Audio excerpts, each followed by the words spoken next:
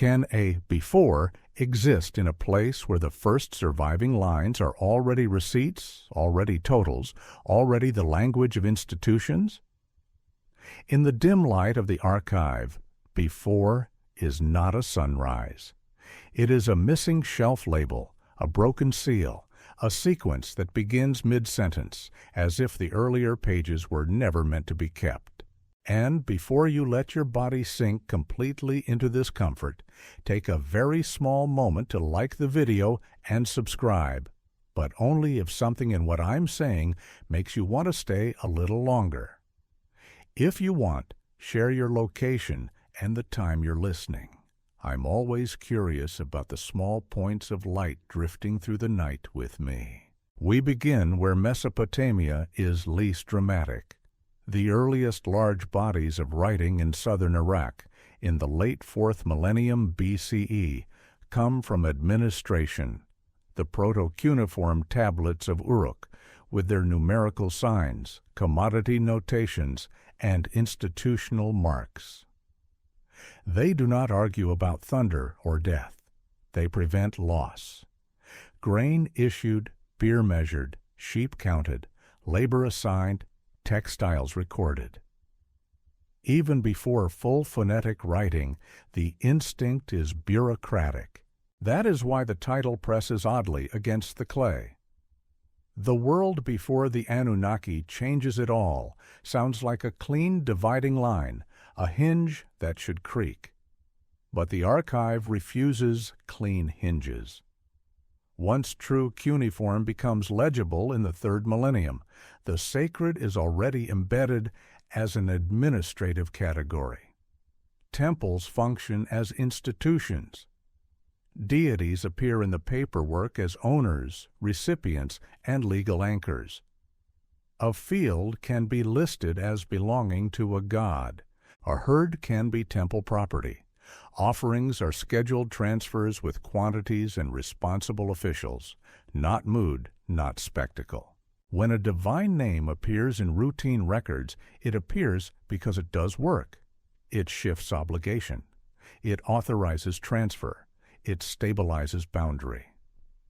And in the monumental register of royal inscriptions, divine agency is often stated in plain verbs.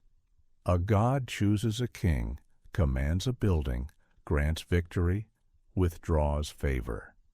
The sacred, in other words, is delegation.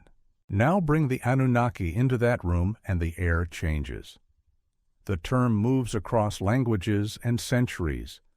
Anunna in Sumerian contexts, Anunnaku in Akkadian spellings. The sources do not always agree on membership or function. Some scholars suggest it names a collective of high-ranking deities, invoked as an assembly when decisions are finalized. Others dispute any fixed roster, arguing it behaves like a flexible label shaped by genre and local theology, sometimes meaning the great gods, sometimes leaning toward underworld judges in certain later contexts. Where the Anunnaki are easiest to notice is often where a text wants finality. In the Sumerian descent of Inanna, the Anunna sit in judgment in the underworld, and a verdict is delivered with immediate force. In Akkadian flood traditions, preserved in Atrahasis, and in the flood account embedded in the Epic of Gilgamesh, the gods gather, decide, and then face consequences. Different versions vary, but the tone of deliberation remains. These texts are not offering ledgers, but they share something with administration, decisions that cannot be appealed. So the contradiction that opens our search is quiet, but stubborn. If the Anunnaki represent a highest council, why do they leave so little of the ordinary footprint that other sacred authorities leave? City cults generate receipts and schedules. Temples produce inventories, ration lists, offering accounts, repairs. Patron deities appear constantly as recipients and owners in economic archives. But the Anunnaki, as a collective, rarely appear as a routine recipient, and rarely as an institution that generates steady administrative traffic. This absence could be ordinary. A court is real even when it is not in session. A council may be invoked only at thresholds, coronations, crises, judgments, the fixing of fate. The Anunnaki may belong to that kind of authority, and that would push them toward literary, scholastic, and ritual contexts rather than daily accounting. But the title asks for a before, and that is where the unease deepens. If there was a before, it should show up not as emptiness, but as a different way of writing authority, different formulae, different witness structures, different assumptions about who acts. Yet the surviving clay begins with institutions already functioning, with divine ownership already filed and audited. The shelves do not preserve an obvious prelude. Some scholars suggest the simplest explanation is the harshest. The before existed, but the tablets that would have shown it did not survive. Clay endures when it is fired, often by accident. A storeroom burns, and what was meant to last a season becomes permanent. Another archive dissolves in rain and soil, and a century becomes silent. What survives is uneven, and gaps can look like events.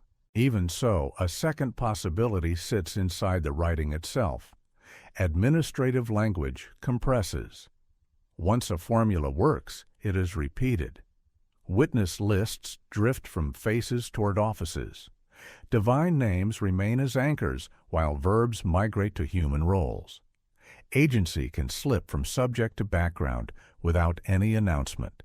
Not the council decreed, but fate was fixed, a phrasing that keeps the outcome and hides the actor. If that is the change we are tracing, then the Anunnaki changes it all may not mean an arrival. It may mean a shift in how ultimate authority is allowed to appear in the record, from something named as an active assembly to something absorbed into procedure, into titles, into the quiet grammar of institutions.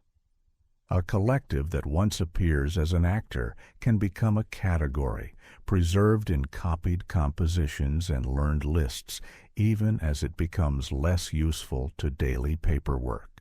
For now, the first shelf is enough. The earliest tablets do not show a clean dawn.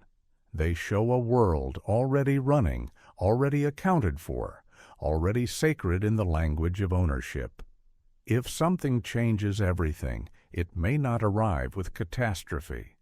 It may arrive as a shorter formula, a missing epithet, a blank space where a council once acted until authority is no longer written as a living actor, but as the quiet premise beneath every entry. The first thing that changes the shape of the question is noticing how carefully Mesopotamian writing distinguishes between what happens and what is authorized to happen. In the clay of everyday life, most lines are not stories. They are permissions made legible. A delivery is not meaningful because it is dramatic, but because it can be checked. A boundary is not sacred because it is beautiful, but because it can be enforced. Under the kings of the Third Dynasty around the turn of the 3rd millennium BCE, this habit becomes almost total. In places like Umma and Girsu, the surviving tablets form an administrative weather system. Rations issued, teams assigned to canals, wool collected, livestock transferred, fields measured, debts recorded, accounts balanced. The signs repeat with a confidence that feels like machinery. The order is so dense that it becomes difficult to imagine the human hesitation behind it. In that density, the sacred is not a separate sphere. A temple is an institution with staff, storage, workshops, herds, and fields. A deity's name can function like the header of an account. Goods are allocated for a festival, for a god's house, for a cult official attached to a shrine. The archive does not need to explain why this matters. Its job is to prove that the transfer occurred and to tie responsibility to a person whose seal can be recognized. Legal tablets sharpen the picture. Contracts, sales, loans, adoptions, and disputes rely on formulae designed to survive a future argument. A transaction is narrated in the simplest terms possible, then locked down by witness lists and seal impressions. The witness list is a map of pressure, names that make denial expensive. The seal impression is authority made physical, rolled across clay so the document cannot pretend it was written by no one. And the divine enters these documents at points of enforcement. Oaths are sworn by gods. Curses are invoked against violators. Divine names are not decoration here. They extend consequence beyond the reach of human muscle. They operate as legal anchors, the way a weight keeps a rope taut. This is one of the places where authority can be seen most clearly behaving like an actor, not because a god appears walking through a doorway, but because the language assigns agency. A deity is the one by whom an oath is sworn. A deity is the one who will punish violation. In the monumental register of royal inscriptions, the verbs are even more direct. A god called a king, gave kingship, commanded construction, granted victory. Those statements can be ideological, and scholars dispute how literally to read them, but the grammar matters.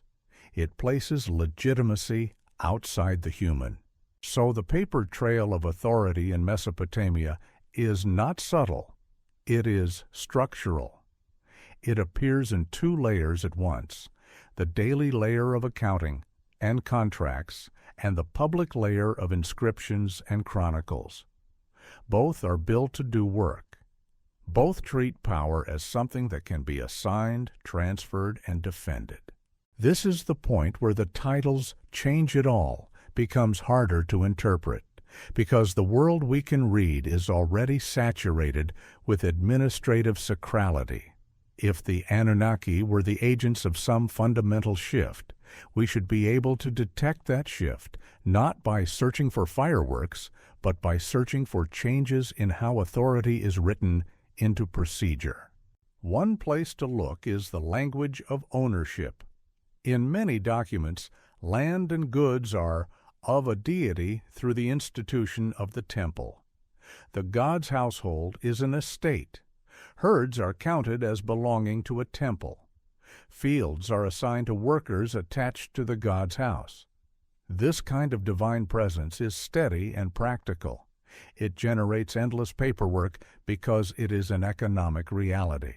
But the Anunnaki as a collective rarely appear in this register. They are not a temple household in a city. They are not an estate with fields that need measuring. They do not have a storehouse manager signing for barley.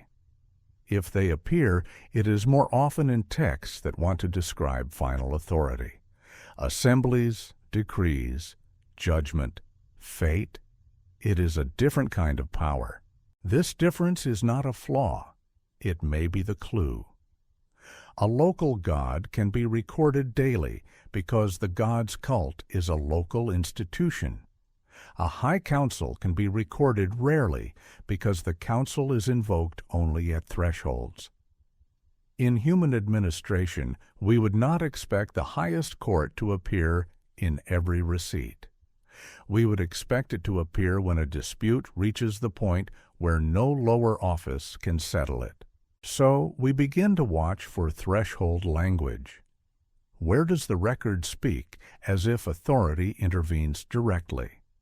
Where does it describe power acting rather than merely being the name of an institution?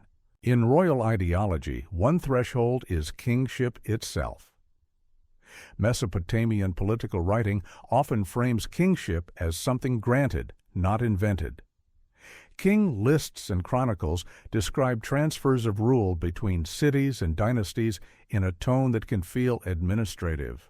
Names, sequences, reigns, defeats, relocations. The language sometimes treats kingship almost as a movable object, a thing that can be in a city and then be carried to another. Some scholars interpret this as a way to make political order legible and legitimate through a sacred premise. Authority is not purely human, it is delegated. Here the Anunnaki are close, not always named, but conceptually adjacent. A council that decrees fate is the kind of body that would underpin the idea that kingship can be assigned from above. Yet in the documents that run the daily state, the receipts, the accounts, the labor lists, the machinery of kingship operates with human hands and human titles. The sacred premise is assumed. The work is procedural. This is where the before problem tightens. If the Anunnaki change it all, what does that mean in a world where sacred delegation is already built into the earliest readable administration? It could mean that the before is not chronologically earlier than writing, but earlier than a shift in how divine authority is categorized. The change might be an internal reorganization, a movement from deities as local household lords toward a conceptualization of ultimate authority as an assembly that fixes destinies, a body that stands behind institutions. But even that is slippery because the surviving sources come from different kinds of archives. Most of what we have from Ur III is administration. Much of what preserves divine assemblies comes from literary and ritual corpora copied in scribal schools, surviving unevenly. Accounts conflict, local traditions differ, and survival bias presses its thumb on every pattern we try to trace. Still, the sense of an investigative path appears. If we want to watch a shift in authority, we should watch the places where writing must declare who holds the final right to decide. We should watch oath formulas, curse clauses, the language of divine determinatives, and the way titles attach sacred categories to human offices. We should watch the verbs, because in Mesopotamia, verbs are rarely wasted.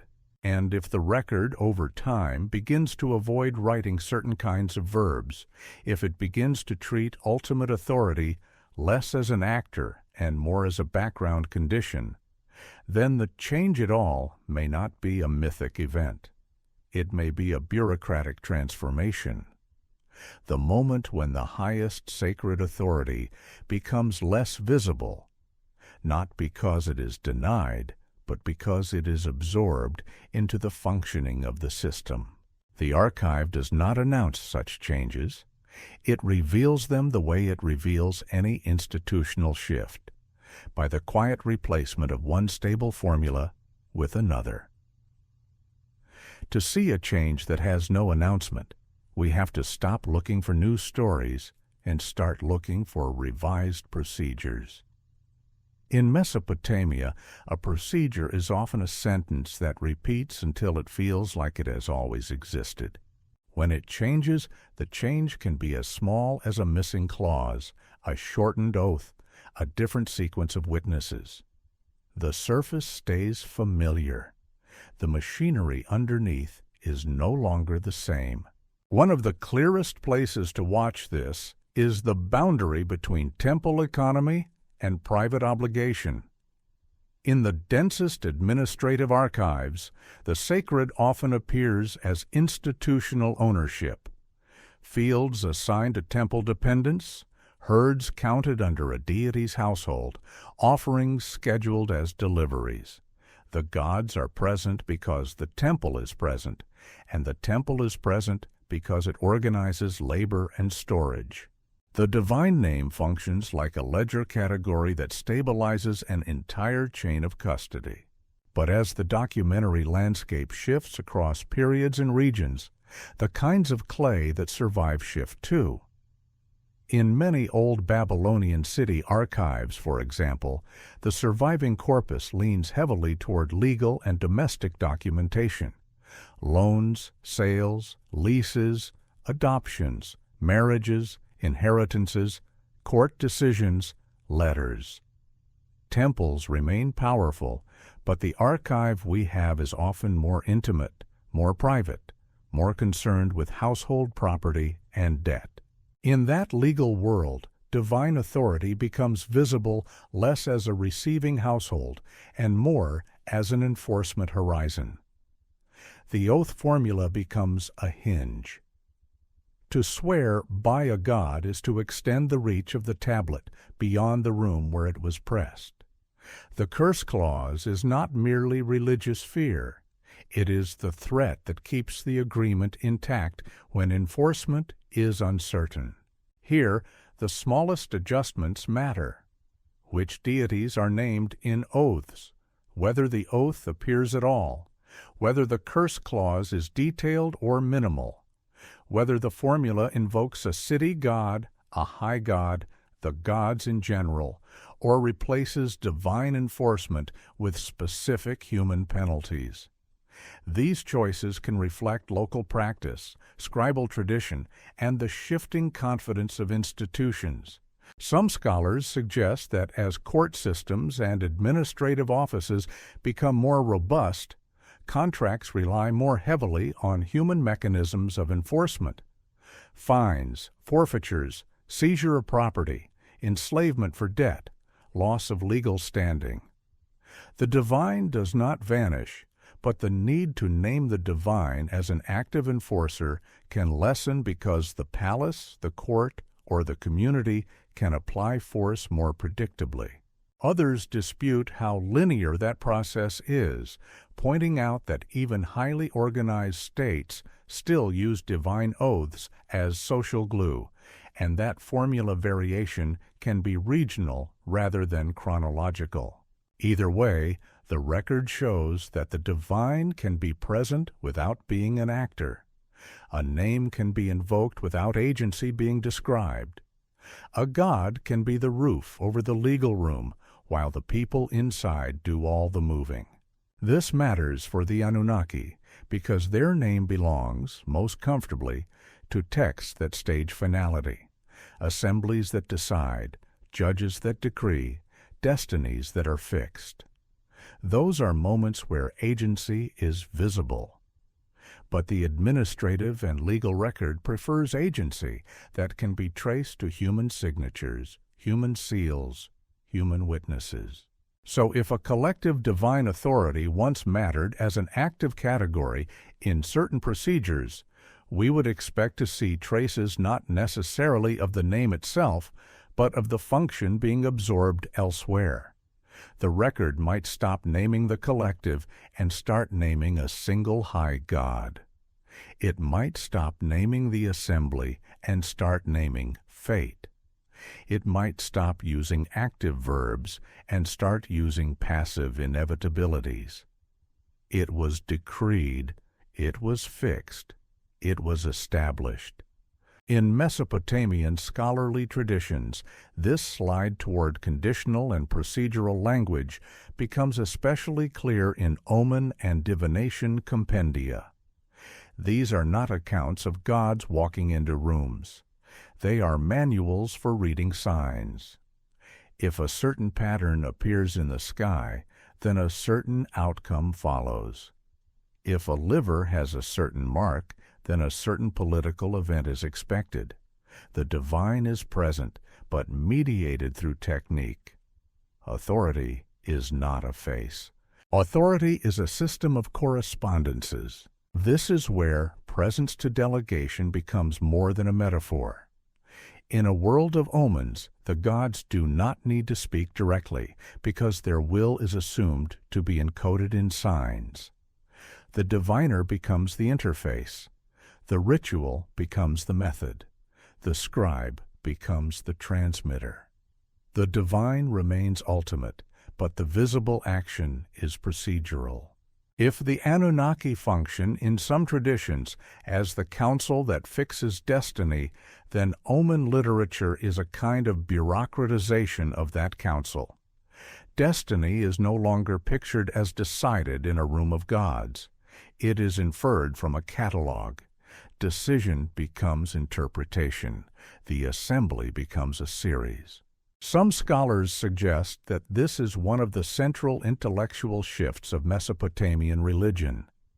Not a replacement of gods, but a reconfiguration of how divine communication is expected to occur.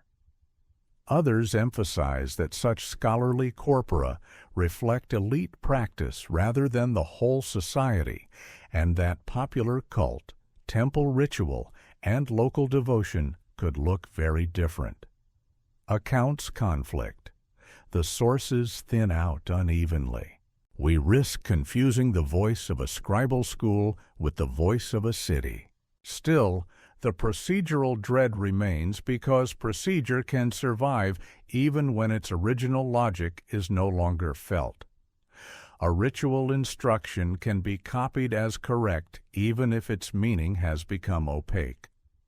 An omen series can be transmitted because it is part of the curriculum, not because it is still believed in every detail. The archive, once it exists, becomes its own authority. This is how a world before can be recorded without ever being witnessed. A scribe copies an older formula because the older formula is part of what makes the institution stable.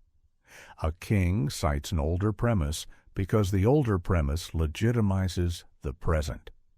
A priest repeats an older rite because interruption feels dangerous.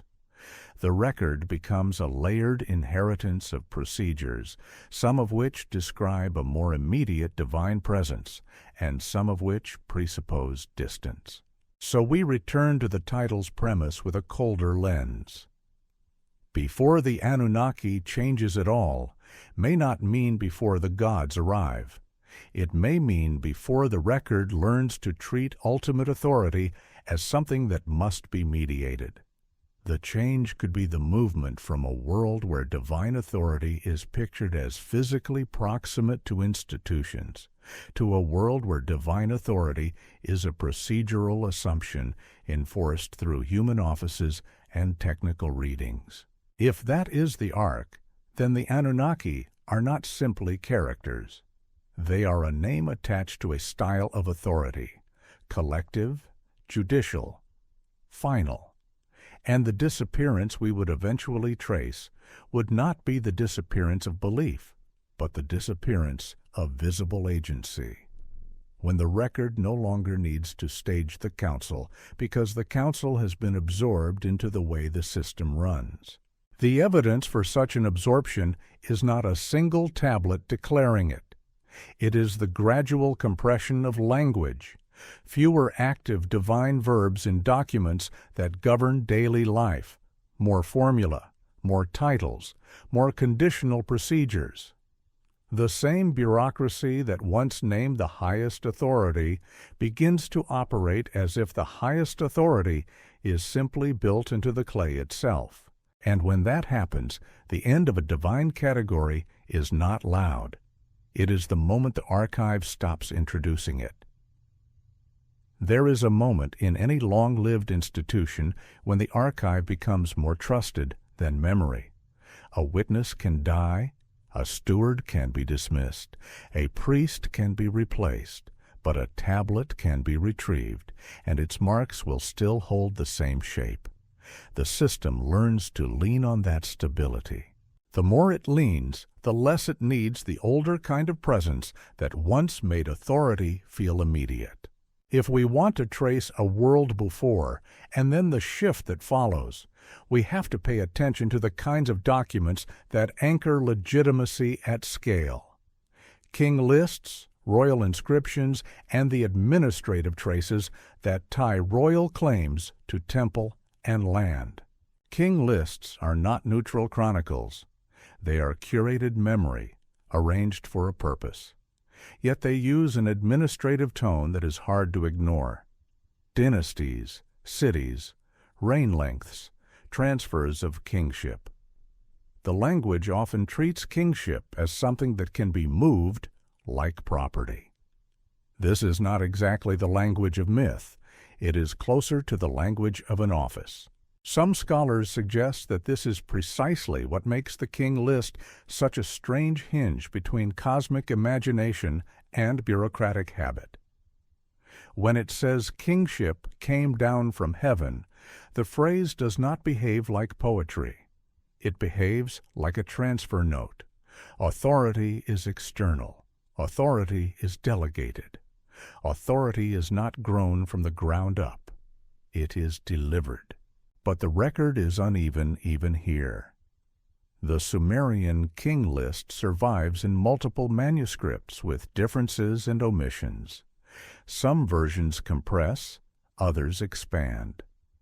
The earliest sections contain reign lengths that do not fit human biology, and scholars have argued for symbolic interpretation, different time units, or ideological inflation. Others dispute neat solutions because the internal mathematics is so rigid. The text itself offers no commentary. It simply lists. What matters for our purpose is not whether the early reign lengths are literal. It is the administrative posture they represent. The list does not apologize for its impossibilities. It does not frame them as allegory. It records them in the same format it uses later for rulers we can cross-check through other sources. The boundary between mythic time and historical time is not announced. It is smoothed. That smoothing is a kind of bureaucratic power. It creates continuity where continuity may not exist. It makes a past that cannot be verified behave like the present, simply by filing it in the same format. Royal inscriptions do something similar, but with different tools. A king will often say that a high god called him by name, loved him, placed him on the throne, commanded him to build, granted him victory. The divine is not a metaphor, it is a source of authority. And because inscriptions are public and performative, they tend to keep divine agency visible even when everyday administrative tablets become more procedural. So we end up with an important tension in the surviving material. As administrations mature, the daily paperwork can become more human, more office-driven, more procedural. At the same time, royal inscriptions can intensify divine agency as ideological theater. The gods appear as active actors in monumental language, even as the routine record can run without needing to narrate divine action. This makes changes at all feel less like a single event and more like a divergence between registers. The public face of authority becomes more explicitly divine. The working face of authority becomes more explicitly bureaucratic. In that divergence, the divine can begin to function differently. Instead of acting inside the machinery, divinity becomes the charter that legitimizes the machinery. The king is not simply an administrator, he is a delegate of cosmic authority. The temple is not simply a storeroom, it is the house of a god whose favor stabilizes the city. But the daily operation is increasingly handled through human chains of command. The record, then, offers a peculiar inversion. The more complex and efficient the human administration becomes, the easier it is for divine authority to retreat upward into symbolic legitimacy while remaining rhetorically powerful. A god does not need to appear as a daily actor if the king can claim divine backing and the courts can enforce contracts. The divine becomes the ceiling, not the hands. Where does that leave the Anunnaki? In the literary and mythic corpora, They can function as the assembly or the judges who finalize decisions, often linked to the fixing of destinies. But in king lists and royal ideology, authority can be streamlined into relationships between kings and major deities, between cities and their patrons, between dynasties and their divine sponsors. A collective council can be implied rather than named. Some scholars suggest this is not disappearance, but administrative simplification. Collective divine categories become less visible when institutions prefer singular sources of legitimacy. A council is complex. A single high god is clean. A council suggests deliberation and possible division. A single god suggests final authority that cannot be argued with. In an imperial environment, that rhetorical cleanliness matters. Others dispute this as too tidy, pointing out that Mesopotamian religion remains plural and layered, and that councils and assemblies continue to appear in certain genres. They emphasize that local cults persist, that temple economies remain crucial, that even high gods are embedded in networks of other deities. The evidence does not support a simple replacement of plurality with singularity. The sources thin out in ways that can mislead. Still, the bureaucratic record pushes us toward a more specific kind of question. Not do the gods remain plural, but where does plural authority show up as an active actor in record language? A council shows up most clearly when a text needs to narrate a decision. But administrative texts often try to avoid narrating decisions. They assume decisions were already made through proper channels. They record outcomes. They record transfers. They record compliance. A council is, in that sense, structurally incompatible with the most successful bureaucracy, because a successful bureaucracy makes decision-making invisible. It turns decision into procedure. So the world before can be imagined as a world where the record sometimes still allows divine agency to appear as decision. The change is the movement toward a record that treats ultimate authority as the background condition of procedure, not as a visible actor. In that shift, an unsettling thing happens. Authority does not become weaker. It becomes harder to locate. A temple can still be sacred, but its paperwork is handled by stewards. A king can still be divinely chosen, but his orders are executed by governors. The gods can still be invoked, but their agency appears less in verbs and more in headers. And a collective authority like the Anunnaki can remain conceptually present while becoming almost impossible to catch in the everyday flow. Because the everyday flow is designed to function without showing the decision-makers at all. This is the last layer of the paper trail before the shift begins to feel more like loss. Once authority is absorbed into procedure, the record can continue in perfect health while the older style of presence becomes ceremonial, then scholastic, then archival. A name is preserved in a god list. A council is remembered in a hymn. A judgment scene survives in a copied composition. But the living administrative voice stops introducing the highest authority because introduction is no longer needed. The archive becomes a building whose foundations are still honored but rarely visited. The corridors remain mapped in old texts. The doors remain named. Yet the daily traffic no longer passes through them. And because the system still works, no one feels obligated to write down the moment it stopped. The first sign is not that the gods are gone. The first sign is that the line still exists, but it is shorter. In the older administrative worlds, especially where temple households and state redistribution dominate what survives, the clay is saturated with institutional life. Receipts move like breath.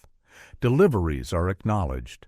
Rations are issued, fields are assigned and remeasured, herds are counted and recounted. The sacred appears in that flow as ownership and destination, goods for a deity, land of a deity, labor attached to a divine household. Then, as the documentary landscape shifts, the clay begins to favor different kinds of problems. It turns more often toward private obligation, toward debts and guarantees, toward disputes that need court language, toward transactions that assume markets and personal property in forms that do not always pass through a temple storeroom. This is not a single chronological switch in every city. Accounts conflict. The sources thin out unevenly. But the tonal change is recognizable when it appears. Old Babylonian legal documents, for example, often feel more courtroom-shaped than the great river of Ur-3 accounting. They are still formulaic, still conservative, still written to be enforceable. They still carry witness lists and seals. They still invoke the divine in oaths. Yet the divine is increasingly the boundary of the agreement rather than the interior machinery that distributes rations. A contract does not need to narrate why the universe is ordered. It needs to hold a promise in place. So the divine appears at the end, where a promise needs a sealing, an oath sworn by a god, a curse invoked against violation, a guarantee that the tablet's marks will matter even when the participants are no longer present to insist on them. The god remains potent, but the document treats that potency as an enforcement mechanism, not as an actor who intervenes inside the transaction. The same compression can be felt in witness practice. In earlier contexts, the list of witnesses and officials can feel like a local constellation tied to temple and state.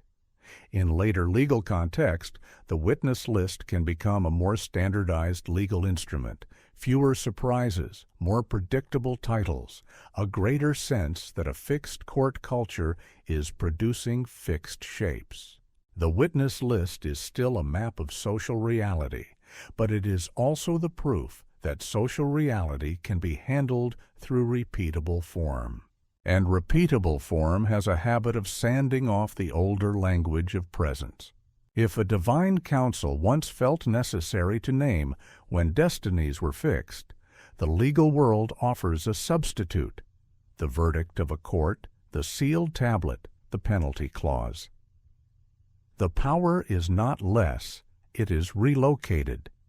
It becomes a matter of procedure that does not require the highest authority to be introduced each time. This is where the divine begins to look more ceremonial in certain kinds of text, not decorative. Ceremonial in the strict sense, a formal invocation that establishes jurisdiction without implying that the named power is actively present in the room. In some periods, the material culture makes this visible in a way that is almost cruelly tidy. Boundary stones from later Mesopotamian contexts, Kuduru monuments, especially in Kasite, Babylonia, are carved with divine symbols.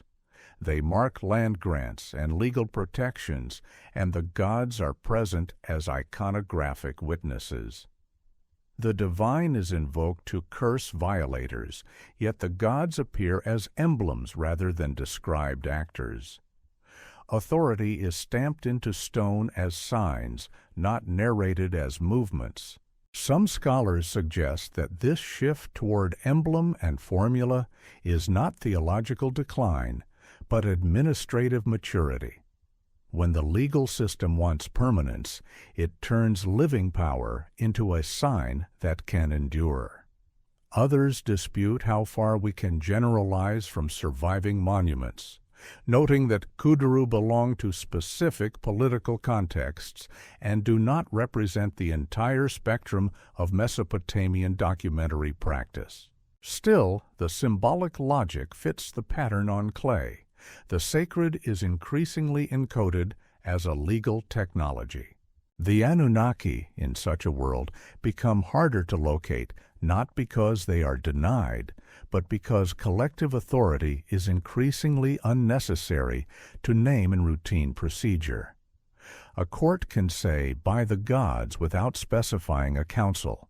A curse can call on major deities whose names are widely recognized without referencing a flexible collective term. A king can claim legitimacy from a high god in an inscription without describing a deliberative assembly. The record prefers stable handles, and stable handles tend to be singular or standardized. This is also the period where scholarly corpora begin to matter more for what survives. Omen series, lexical lists, god lists, ritual instructions, bodies of text designed to be copied, transmitted, and preserved as knowledge. In these learned worlds, collective divine terms can persist, but they persist as categories within a system of scholarship. They are taught, they are arranged, they are listed. Their presence is real, yet it is increasingly mediated by the institutions that preserve writing itself. The sacred here does not disappear. It moves into the domain of specialists. It becomes something maintained by training and correct performance. A diviner reads the liver, follows precedent, consults established series, and produces a judgment whose authority is grounded in the assumption that the gods communicate through structured signs. The gods remain behind the system, but the visible actor is the procedure. The will of the divine is not a face in the room. It is an outcome derived through technique. This is not distant disbelief. It is delegated presence. And delegation changes what it means for authority to appear in the record. If the gods communicate through omens, then a tablet does not need to record a god speaking. It needs to record the omen and its interpretation. If the gods are present through ritual, then a text does not need to describe divine arrival. It needs to prescribe correct steps. If kingship is divine by definition, then an inscription does not need to describe continuous divine intervention. It needs to assert origin and relationship and let the administration do the rest. As these habits accumulate, the record grows quiet in a specific place. The place where divine authority is described as actively deciding within the same register as human administration. The gods remain as owners, as guarantors, as symbols, as categories, as names in lists, as titles embedded in personal identity. Yet the verbs that once made them feel administratively present begin to concentrate in fewer genres: laments, myths, hymns, and the carefully curated voice of royal ideology. Some scholars suggest that laments and ritual texts preserve the memory of a closer presence precisely because they are responding to loss, the loss of cities, the disruption of cult, the trauma of conquest. Others dispute whether presence should be read literally at all, arguing that the language is theological and poetic, not documentary. But even if it is theological, it still reveals something about expectation. One cannot mourn abandonment unless abandonment is imaginable. And if abandonment is imaginable, then absence can be imagined without catastrophe. A resident can be away, a patron can withdraw, a name can remain while agency recedes. So the change we are tracking begins to feel less like a switch and more like an administrative migration. Authority does not vanish.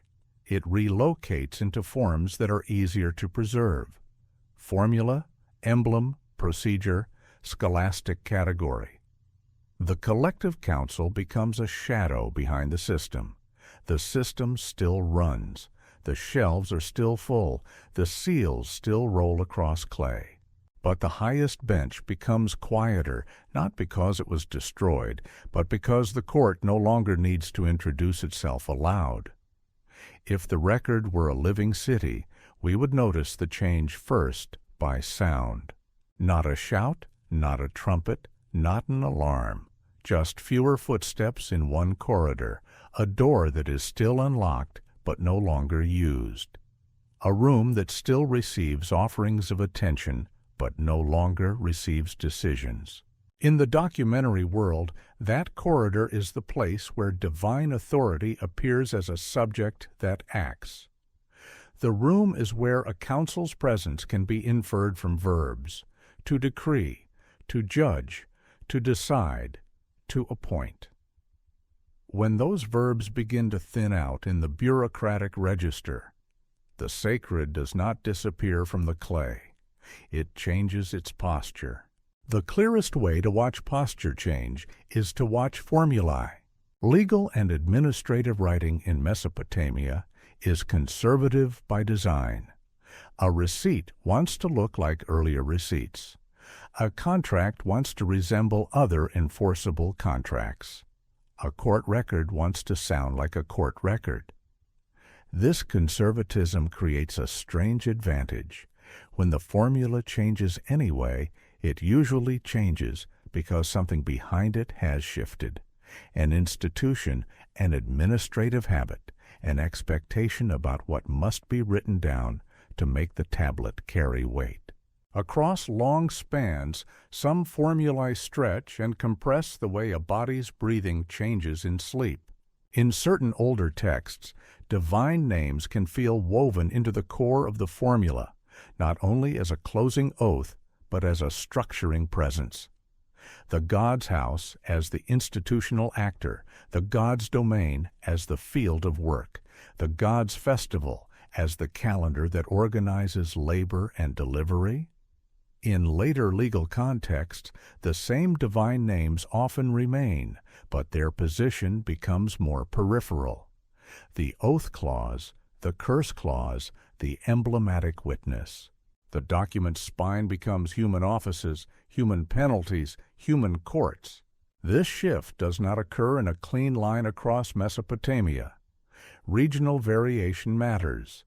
Political fragmentation matters. Archive type matters. In one city, temple institutions may remain central and therefore keep divine ownership close to daily accounting.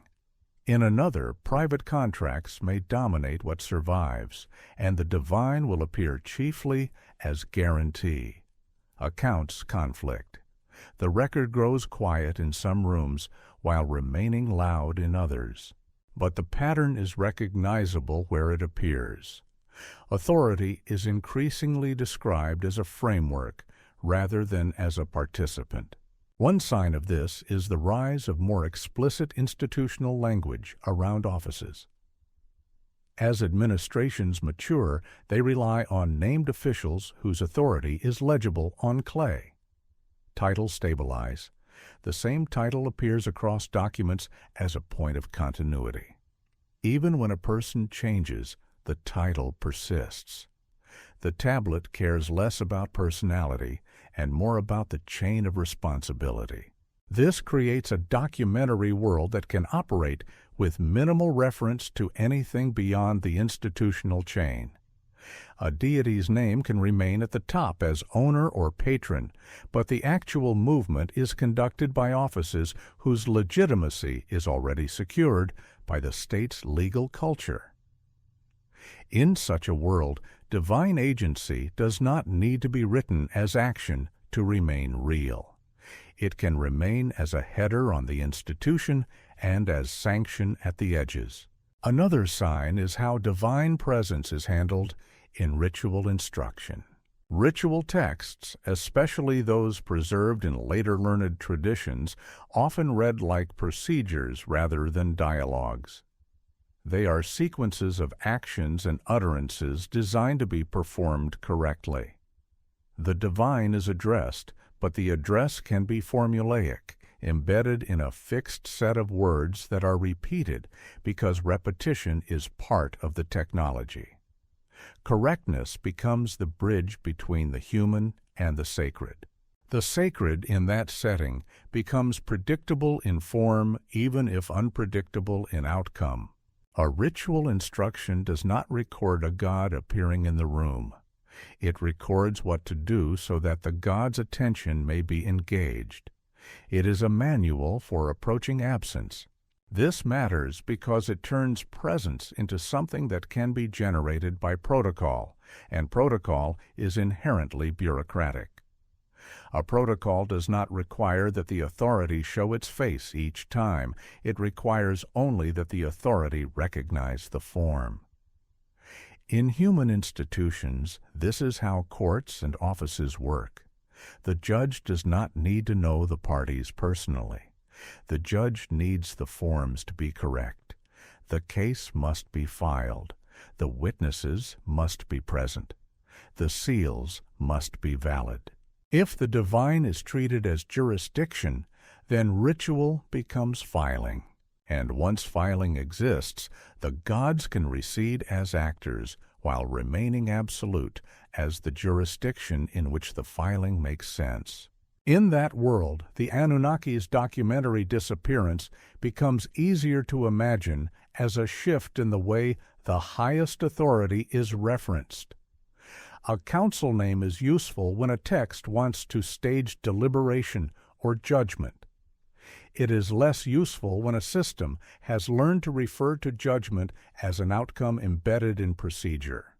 A verdict, a fate assigned, an omen interpreted, a ritual completed, a curse invoked. Instead of "the Anunnaki decreed," the text can say "it is decreed," or "the decision stands," or simply record the procedure that produces the decision. Agency becomes grammatical fog. The action remains. The actor is less visible. This is the point where witness structures matter again, but in a different way. Witnesses are the human scaffolding that makes a tablet enforceable. As the record leans more heavily on that scaffolding, titles, offices, seals, the need to invoke visible divine action decreases. The divine remains, but as the highest guarantor of the entire order, not as a named participant in each clause. Some scholars suggest that this is exactly what larger, more stable administrations produce. Law becomes self-referential, grounded in its own institutional continuity.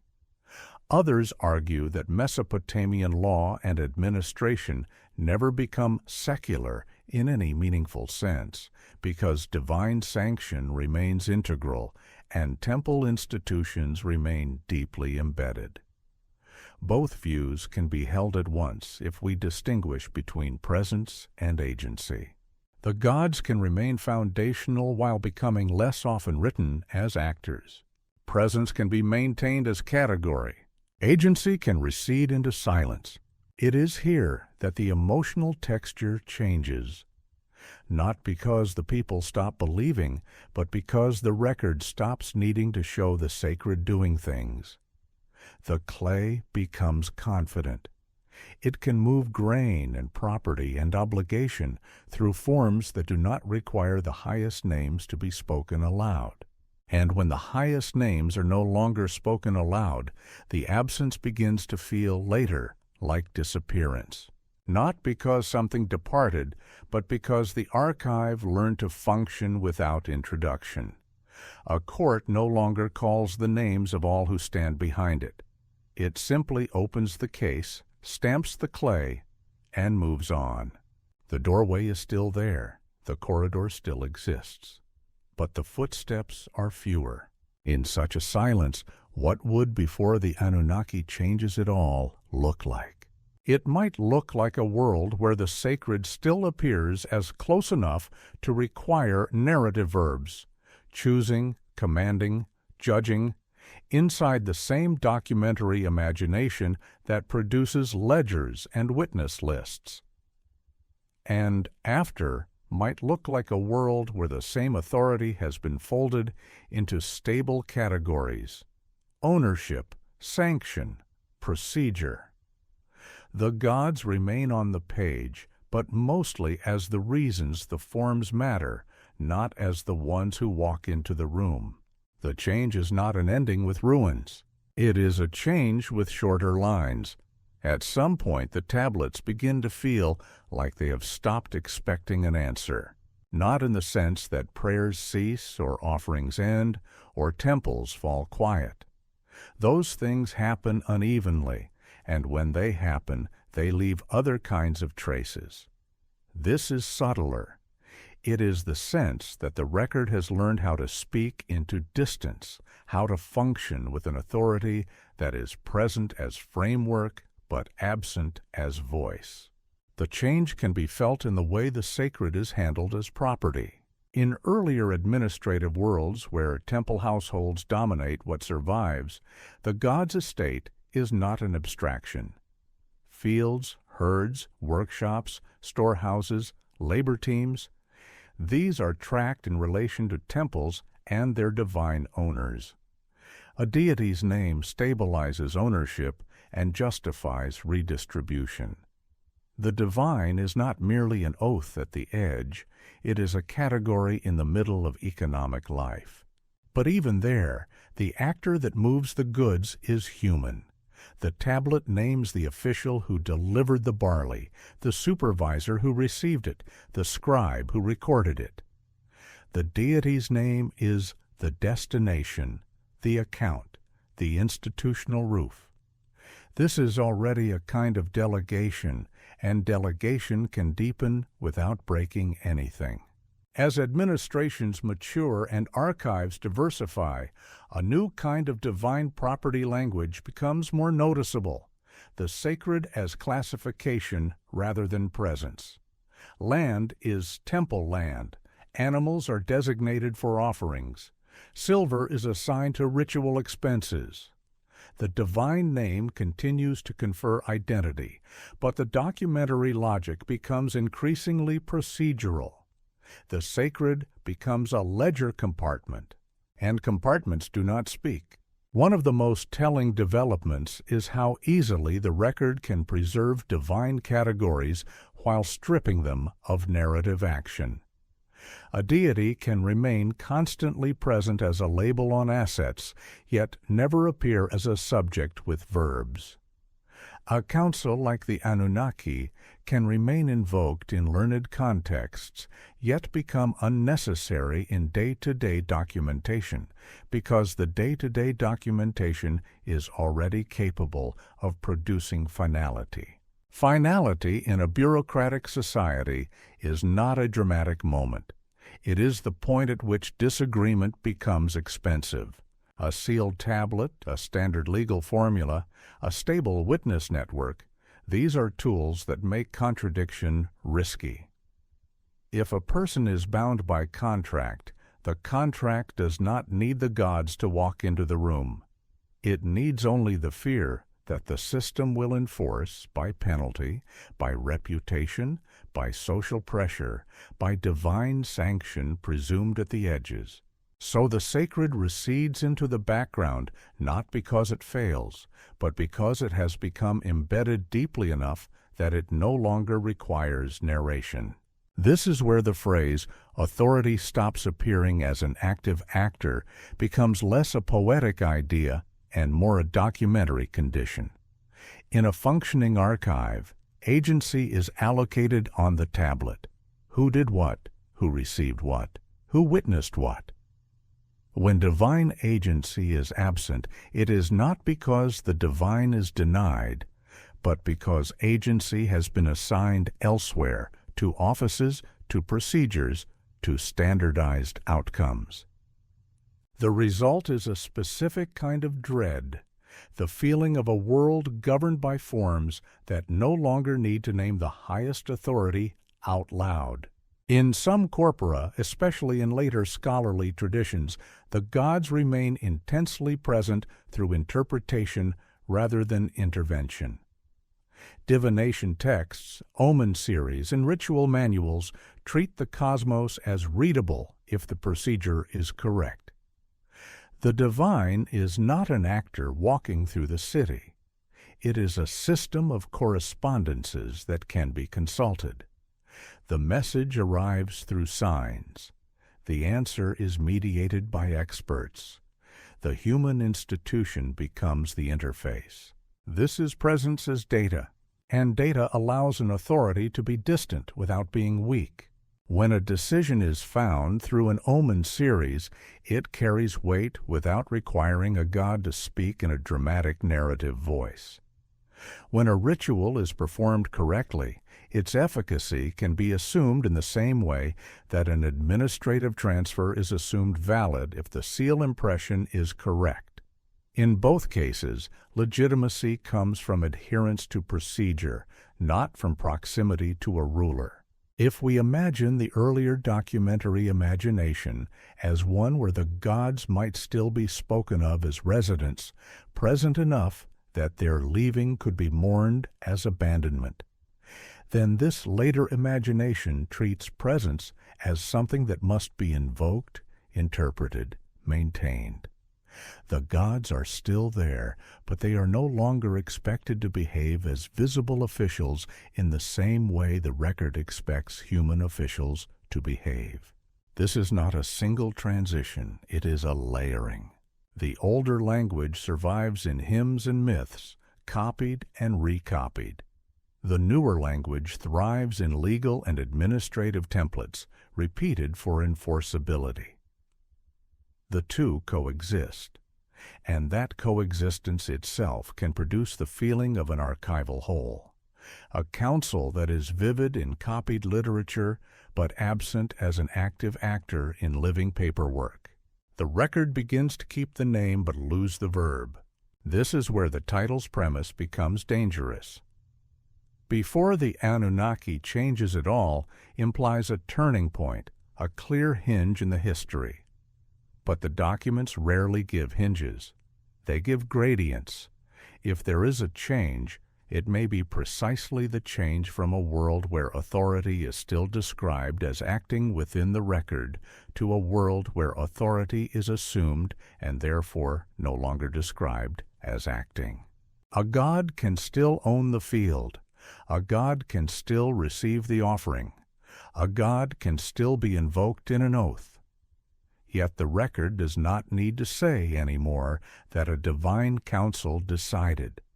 It needs only to record the transaction because the transaction now carries its own legitimacy through standardized forms.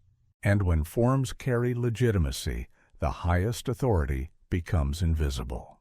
This invisibility is not an empty sky.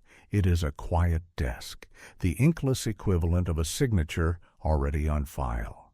At the edge of this shift, we might notice small documentary tells, fewer explicit mentions of collective divine decision-making in procedural contexts, more reliance on passive constructions and fixed outcomes, more human officials and titles doing the narrative work, more divine names present as categories and less as subjects. Some scholars suggest this is the natural evolution of complex administration. Others dispute any simple evolutionary story, pointing to periods of disruption, local cult revivals, regional variation, and the uneven survival of archives. Both cautions matter, but the sensation remains. The clay begins to treat the sacred less as a visible participant and more as the condition that makes participation meaningful. And that is how a disappearance can happen without anyone leaving. Authority does not end. It becomes background. And backgrounds, when later readers arrive, are mistaken for silence. Now we have to do something the tablets never do for us. We have to hold several explanations at once and refuse the comfort of choosing only one. Because the record that feels like a disappearance might be a disappearance of paper, not of power.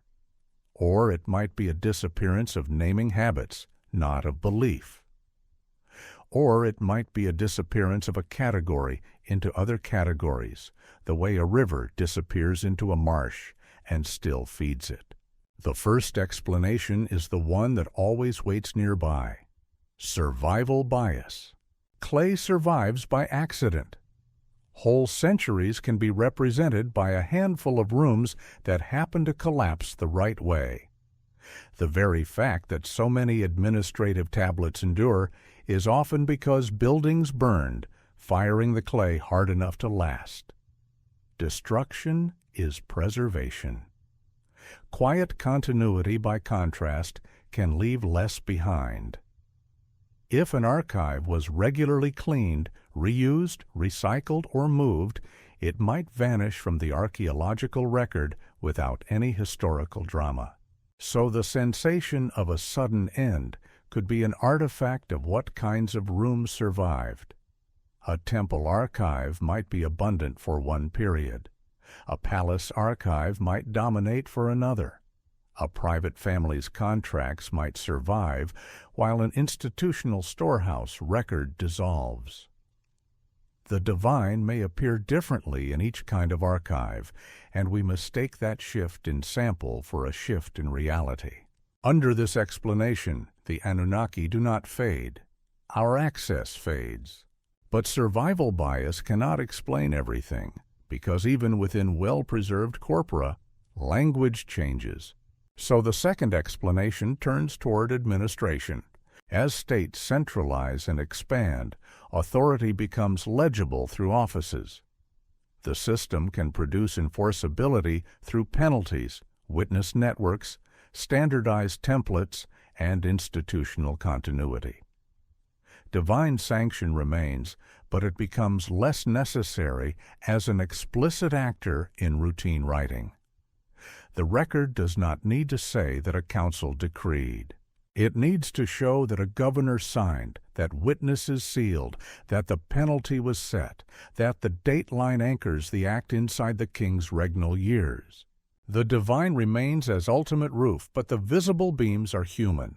Under this explanation, the Anunnaki fade because the state learns to speak with its own voice. A third explanation is scribal practice. Scribes are trained. They do not write anything they wish. They write what a tablet is supposed to look like. Templates are inherited because templates protect. A contract that matches precedent is harder to challenge. A receipt that uses expected phrasing fits into the archive's accounting system. A standard formula is a kind of administrative immunity.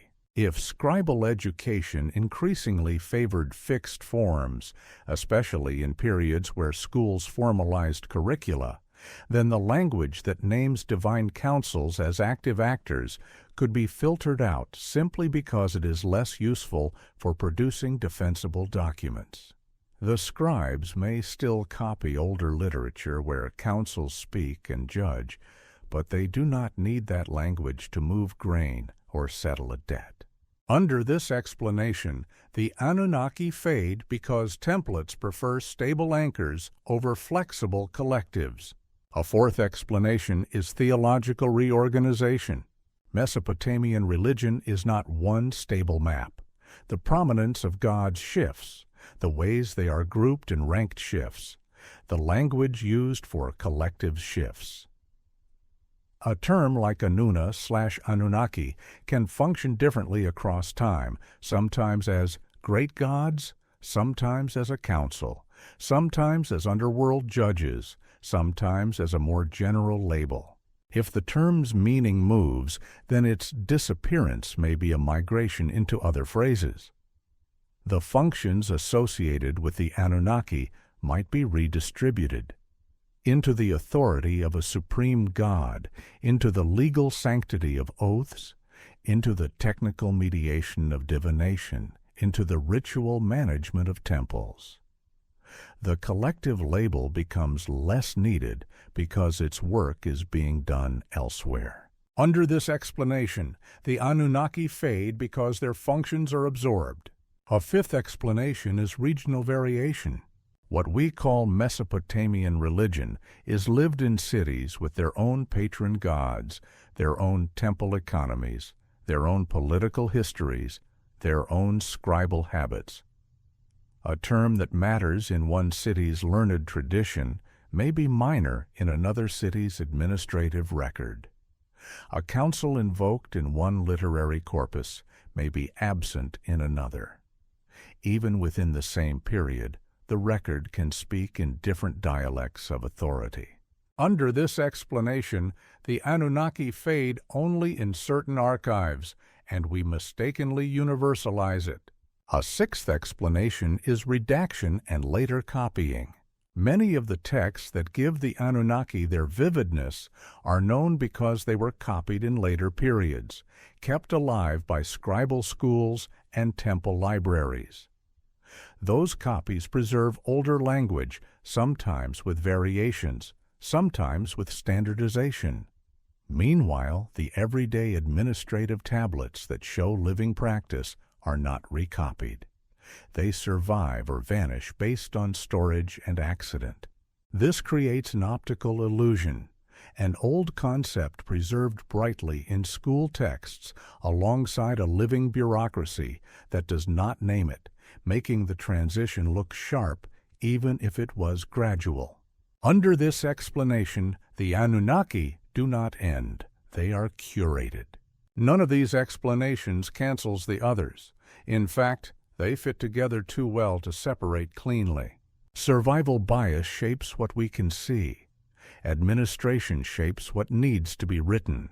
Scribal practice shapes what is safe to write. Theology shapes which categories remain useful. Regional variation shapes which archives sound loud or quiet. Redaction shapes which voices from the past are kept speaking long after their original world is gone. So the record grows quiet, and the quiet can be real without being literal. If we are careful, the question changes again. It becomes less, where did they go? And more, what kind of authority requires being named, and what kind of authority can survive without being named? A council that must be convened in narrative needs names. A system that operates through procedure can bury the council inside the rules. The Anunnaki might be most visible when the culture needs to narrate finality, judgment, fate, irreversible change. When finality is produced instead by sealed tablets, witness lists, penalties, and standardized language, the council's visible seat becomes redundant. And redundancy is a quiet killer in archives. A category that is redundant is not fought. It is simply used less. Then only in ceremonial contexts. Then only in learned lists. Then only as a shadow in phrases copied for their correctness rather than their immediacy. This is where we are, standing between explanations, refusing to choose a single one, because the tablets themselves refuse. They do not give us a farewell line. They give us thinning. They give us procedure doing the work that once might have been attributed to a council. They give us a world in which authority becomes so embedded that it stops needing to appear as an active actor at all. There is a particular dread that belongs to explanations, not because explanations are false, but because they can be true and still leave the room cold. Even if survival bias accounts for half the silence, even if scribal templates account for another half, the sensation remains. At some point, the record becomes a place where ultimate authority is assumed rather than described. The gods remain named. The temples remain funded. The rituals remain performed.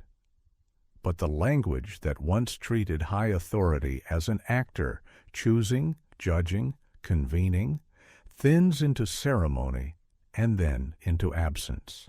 Now we have to ask what kind of historical change would produce that without producing a catastrophe. One hypothesis, often discussed quietly rather than triumphantly, is that this is simply what mature bureaucracies do. A young institution must speak its legitimacy. It must name its sources. It must remind everyone of the chain of authorization. A mature institution can stop talking about its origin because the origin no longer matters in daily operation. It exists as an assumption embedded in procedure. In this model, the divine counsel is most visible early because the system still needs a narrative roof. As administrative tools become more powerful, standardized contracts, professional judges, enforceable penalties, stable offices, authority does not need to be dramatized. It can be filed. So the Anunnaki, as a name for ultimate authorization, becomes less necessary as a working term. The concept may still hover over the system, but the system's daily language does not need to point upward. It points sideways, to witnesses, to seals, to offices, to datelines. Another hypothesis is political.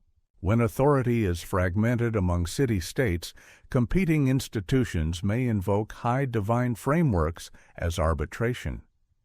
A council of great gods, a notion of fixed destinies, an assembly that cannot be appealed. These are conceptual tools for stabilizing rival claims. But when territorial states expand and centralize, arbitration becomes a state function. The palace becomes the final court. The king becomes the visible hinge. The gods still legitimate the hinge, but the hinge no longer needs to show the whole cosmic doorframe every time it moves. Under such conditions, a collective authority can be rhetorically inconvenient. It implies multiple voices. It implies deliberation. It implies that decisions might be negotiated, contested, fixed by assembly. A centralized kingship prefers singular channels. A high god chooses a king, the king issues decrees, the administration enforces. So the record may compress divine plurality upward into ideology while making human hierarchy heavier and more explicit below. A third hypothesis stays inside the scribal schools. Even when Sumerian ceased to be widely spoken, it remained learned. The scribal curriculum preserved older compositions, older divine names, older ways of speaking about authority. But curricula do not preserve everything equally. They select what is worth copying for training. Lexical lists, model contracts, hymns, omen series, canonical narratives. Some scholars suggest that this selection process itself can create the illusion of an ending. A term may remain in learned contexts because it is part of classical language, while it fades in living administrative language because it is no longer required. The scribal world thus becomes a museum of older authority forms, while the living bureaucracy changes beneath it. In that split, the Anunnaki become increasingly like a classical reference, a word that belongs to the deep shelf, retrieved for certain genres, rarely used in the routine hand of a working scribe. A fourth hypothesis is theological, but not in the sensational sense. It is the slow movement from presence to mediation. In some earlier imaginaries, divine presence is close enough to be spoken of in spatial terms. The God dwells in the temple, the God leaves, the God returns, the God abandons, the God enters. Later, divine presence is maintained by procedure. Statues are cared for, offerings are delivered, rituals are performed at correct times, incantations are recited in correct wording, omens are interpreted by correct methods. The divine becomes less a neighbor and more a jurisdiction. Jurisdictions do not appear as persons in paperwork, they appear as conditions. And when a jurisdiction becomes stable, it becomes silent. No one writes that gravity is present, they write that the roof is supported. The Anunnaki, if associated with judgment and decree, could be one of the earliest expressions of divine authority as jurisdiction. Over time, that jurisdiction may be absorbed into other frameworks. The authority of the underworld court, in some traditions, the authority of cosmic order in omen series, the authority of royal legitimacy, in inscriptions. The collective label is no longer needed because the jurisdiction has been distributed across specialized institutions. A fifth hypothesis is regional and temporal unevenness, which the archive can flatten into a false narrative. It is possible that in certain cities and periods, the Anunnaki as a collective were never central in the daily record, while in others they were invoked more clearly in specific rituals or theological contexts. Our surviving corpus might weight certain cities and centuries heavily, creating an apparent curve of disappearance that is actually a collage of local differences. Under this view, there is no single end, only a shifting map. And finally, there is the quietest explanation of all, that the term itself is the wrong unit to track. Collective divine terms can behave like titles rather than like stable organizations. Their membership can be implied, flexible, shaped by genre. The Anunnaki in one text may not be the Anunnaki in another. In some contexts, the term may function almost like the senior gods, a rhetorical device for emphasizing final authority. If so, then tracking the end of the Anunnaki is like tracking the end of the phrase, the authorities, in modern paperwork. It may vanish from one template and appear in another, not because authority ended, but because language redistributed it. This is not a satisfying answer. It is an honest one. Because the archive is not a narrator, it is a storage system. It preserves what had to be written, what was worth copying, what was stored in the right room, what happened to be fired by the wrong kind of fire. It does not preserve our preferred question. So we can say, cautiously, that the sudden end might be the point where ultimate authority stopped being written as an actor and began to be written as a condition. The gods did not disappear from Mesopotamia. Divine names remained thick in prayer, ritual, omen, and monument. But the administrative voice, the voice that counts barley and seals contracts, becomes increasingly able to operate without narrating divine participation. Authority does not die. It becomes ambient. And ambient authority is the hardest kind to detect because it leaves no farewell line.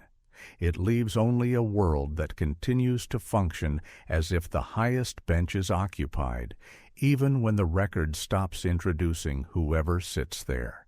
Accounts conflict, the sources thin out, but the procedural machinery remains. And that may be the only thing the archive can prove. Not what ended, but what continued without needing to say its oldest name. What we call before is usually a convenience, a shelf label, a way of making time behave like a corridor with numbered doors. But the archive does not arrange time that neatly. It arranges time as layers of use, layers of copying, layers of storage. A later hand can preserve an older voice. A local habit can survive inside an imperial template. A ritual can keep an ancient name alive long after the office that once made that name feel immediate has been absorbed into procedure.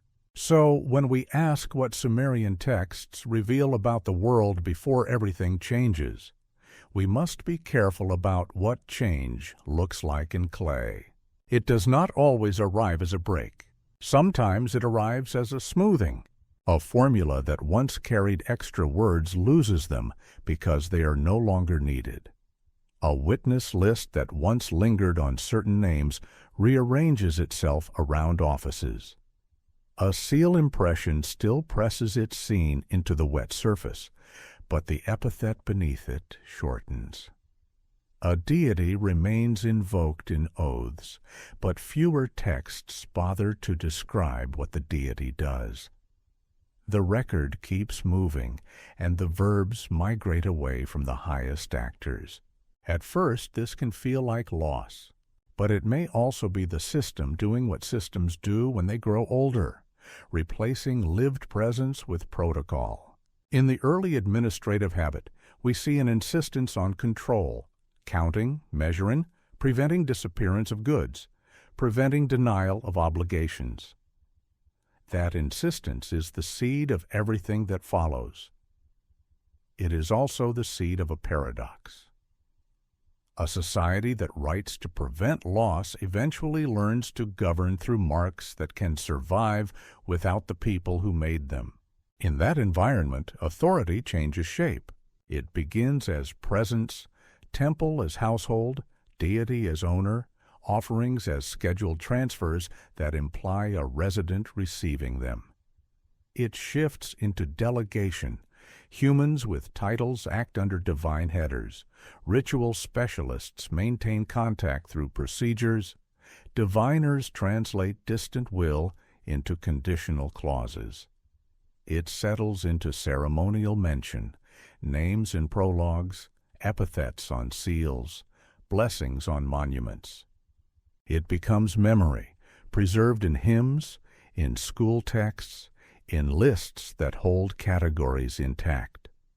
And then, for certain kinds of authority, it becomes silence, not denied, not disproven, simply no longer written as an active actor in the documents that define daily reality. If we look for a single moment when the bench empties, we will not find it. The archive is not a diary, it is a ledger. It does not record emotions. It records obligations, and obligations do not require farewells. What it does record, almost against its will, is the long drift of attribution. A world can keep offering bread and beer to divine names while describing fewer and fewer direct acts of divine decision.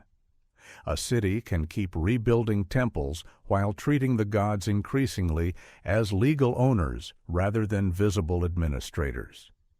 Kings can keep carving their chosen status into stone while the contracts and receipts that govern ordinary lives grow more confident in human enforcement and less interested in naming cosmic councils. And if a collective term like the Anunnaki once served as a name for ultimate authority, assembly, judgment, decree, then its disappearance from routine writing may not mean that the concept vanished. It may mean the concept dissolved into the background of procedure so completely that it stopped needing a name. This is the moment where our need for drama becomes our weakest tool, because an ending with drama leaves debris. An ending without drama leaves continuity. Continuity is harder to interpret because it does not announce itself as change. It looks like life. The scribes keep writing. The warehouses keep filling. The seals keep rolling. The courts keep listening. The rituals keep repeating. And somewhere inside that repetition, the older language of presence becomes less convenient, less necessary, more ceremonial, more distant. If we imagine the archive as a building, this is not the collapse of a roof. It is a renovation done slowly, quietly, so that the offices never stop operating. A corridor is closed and rerouted. A room becomes storage. A doorway is walled in. The building remains familiar, and yet the path to certain inner rooms becomes harder to remember. The world before is not a separate era sealed off behind a flood line. It is a set of habits, habits of naming, habits of attributing agency, habits of recording what matters. The change is not only in what people believed, but in what they needed writing to accomplish. Writing begins as an answer to loss. Over time, it becomes a way of producing authority that does not need to be present. And that is perhaps the deepest unease these tablets carry into the present. Not that the gods came and went. Not that councils once ruled and then departed into a higher sky. But that systems can outgrow the need to point at their own source. A law can remain binding even when the reason it was written has become ceremonial. A ritual can remain precise even when its original context has thinned into tradition. A divine name can remain on the shelf even when the category it once stabilized has migrated into silence. We stand then with a kind of double vision. On one side, a world dense with divine names, temples, hymns, oaths, festivals, omens, statues, offerings. On the other, a world of administrative marks that become increasingly self-sufficient, carrying obligations forward without narrating who ultimately guarantees them. Between the two is the space where our question lives, the place where authority stops appearing as an actor and becomes a condition. It is possible that nothing ended the way we instinctively want endings to happen. It is possible that what ended was a style of writing power, a way of making the sacred visible in the same line as barley and silver. And if that is true, then the world before the change is not a lost kingdom or a vanished presence. It is a time when the record still felt compelled to name the hand behind the system, before the system learned to operate as if the hand were always there, whether or not it was ever written again. In clay, absence has weight because clay was made to hold. A blank space where a name should be does not look like a mystery until someone expects the name. An erased line does not feel like an event until someone notices that later tablets no longer need that line. A shortened formula does not announce a new theology. It simply becomes the new normal. And normal, repeated long enough, becomes the world. So the last light we are left with is not an answer, but an image. A storeroom with shelves of tablets, each one pressed with careful marks, meant to prevent disappearance. The room is orderly. The seals are intact. The jars are aligned. The system is still breathing. The scribes have done their work too well. And somewhere behind a clean wall, there is a corridor no longer used, not destroyed, not forbidden, simply unnecessary. A place where the air does not move anymore because the building has learned to circulate without it. A council not convened because procedure has replaced deliberation. A name not written because the template no longer asks for it. A presence that becomes a category, then a memory, then a silence so gentle it can be mistaken for peace. Until the candle narrows, until the wax pools, until the last mark dries, and the room, still standing, still mapped, still technically open, becomes quiet enough that even the oldest name no longer echoes. And then, at the very end, there is only the clay, and the dark that holds it,